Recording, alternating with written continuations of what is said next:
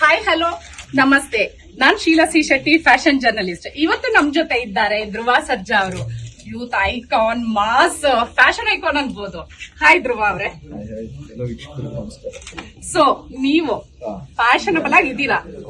ಹೌದು, ನಿಮ್ದೇ ಆದ ಒಂದು ಫ್ಯಾಷನ್ ಸ್ಟೇಟ್ಮೆಂಟ್ ಇದೆ. ನಿಮ್ ಪ್ರಕಾರ ನಿಮ್ ಫ್ಯಾಷನ್ ಏನು?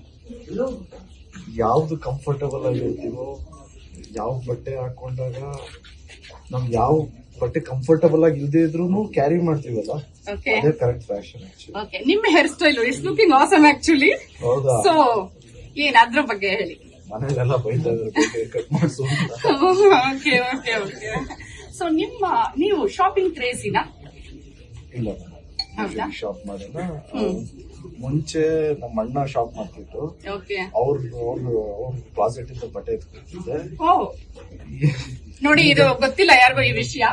ಈಗ ಮೈ ವೈಫ್ ಶಾಪ್ ನಾನ್ ಬಟ್ಟೆ. ನಿಮ್ಮ ಯೂನಿಕ್ ಫ್ಯಾಷನ್ ಸ್ಟೇಟ್ಮೆಂಟ್ ಏನು? ಅಂದ್ರೆ ನೀವು ಯಾವಾಗ್ಲೂ ಅದು ಬಿಡಕ್ಕಾಗಿಲ್ಲ, ಸನ್ ಗ್ಲಾಸ್ ಅಥವಾ ನಿಮ್ ಸ್ಮೈಲ್ ಆತರ ಯಾವ್ದು ನಿಮ್ದು? ಕ್ಯಾಪ್ಸ್ ಜಾಸ್ತಿ ಯೂಸ್ ಮಾಡೋದು.